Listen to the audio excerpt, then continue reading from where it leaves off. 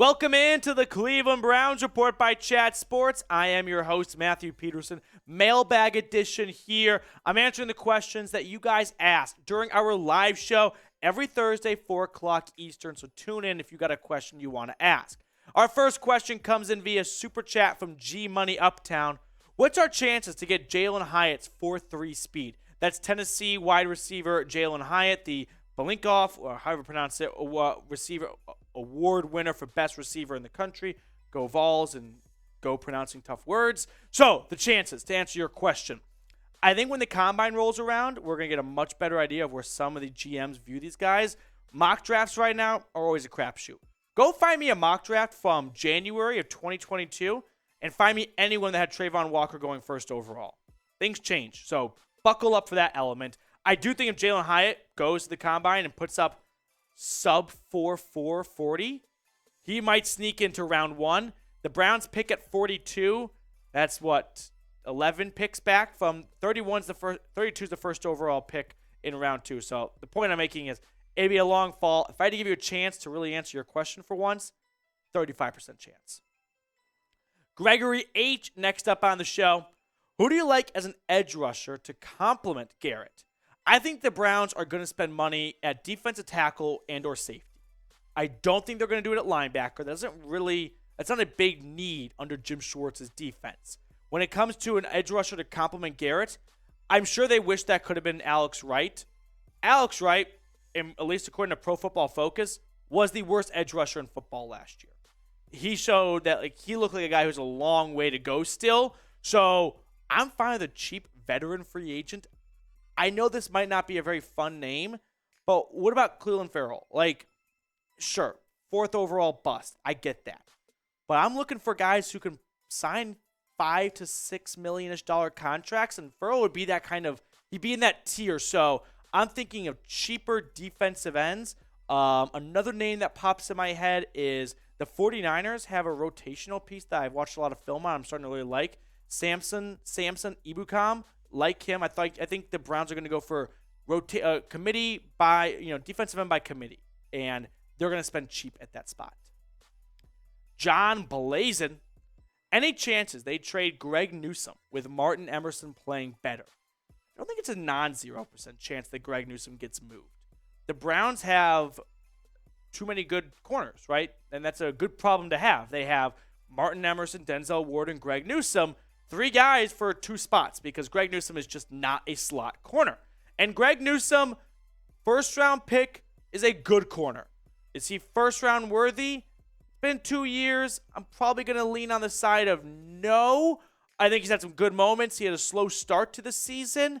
But let's say a team like the Cowboys, who need a second corner opposite Trayvon Diggs, call an offer 2 third-round picks. I don't think they're going to get a first for Greg Newsome. Maybe they get a second. Maybe I'm undervaluing him. But I think 2/3 is kind of in the realm of what you might get for him. So if the Browns got 2 third-round picks for Greg Newsome, would you do this trade? Let me know in the comment section below. I think Greg Newsome would be, that's the Cowboys, not the Chargers. I think Greg Newsome would be an interesting trade piece this offseason. We saw Cleveland move on from Troy Hill last year. So anything is possible. I don't know what they plan to do at cornerback because I don't think they want to roll with the same approach as last year because it just didn't really work. Plus, Jim Schwartz, new defense. He's going to have some input on how he wants to run his defense. Our next question coming in from Soul Train, a $5 super chat. What current players do you expect to break out under the new DC?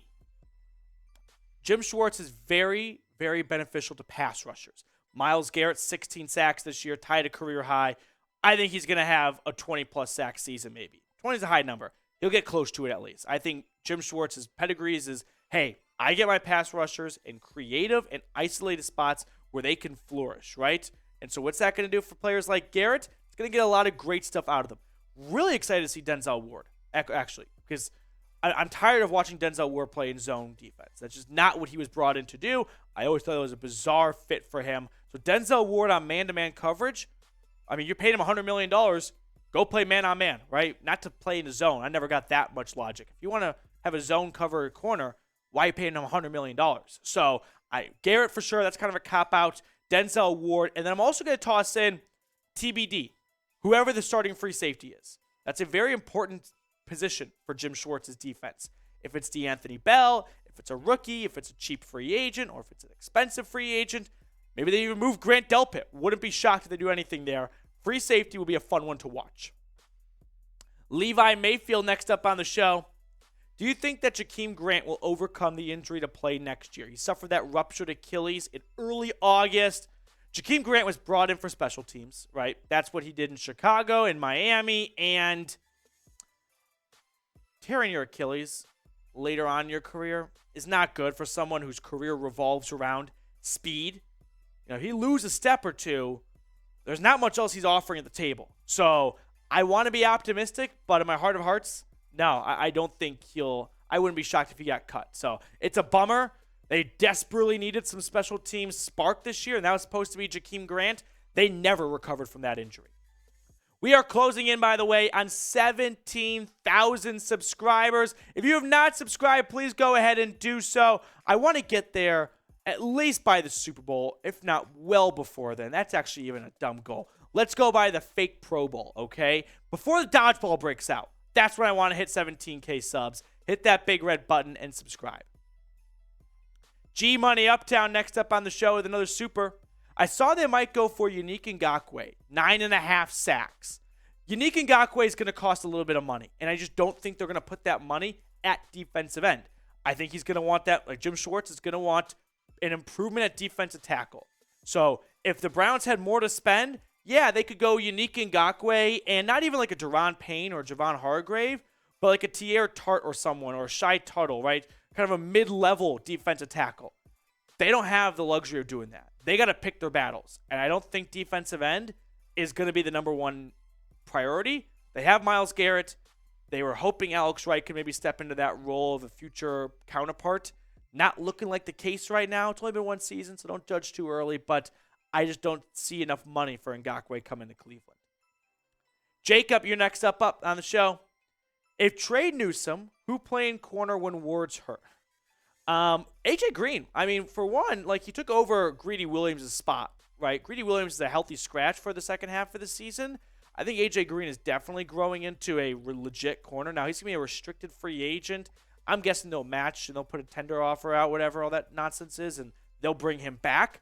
So when Denzel Ward, if, but we kind of know when too, gets hurt, Martin Emerson definitely looks like a guy next year who can easily be your CB1 and take on the opposing team's best player. And AJ Green, plus if you trade Greg Newsome, you're definitely going to go out and sign some cheaper free agent to be that CB4 or 3 on the roster.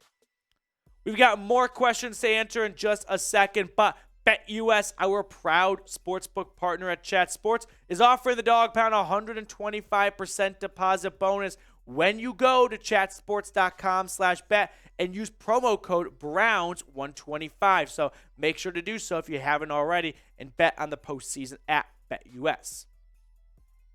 Cool guy called Zone. Do we trade Kareem Hunt and what for? You can't trade Kareem Hunt. He is a free agent. So unless you tag and trade, no, you can't trade Kareem Hunt. I'm not going to even go the hurdles, the gymnastics of how you could technically. He's a free agent. There's no trading him. Harry Rowland next up.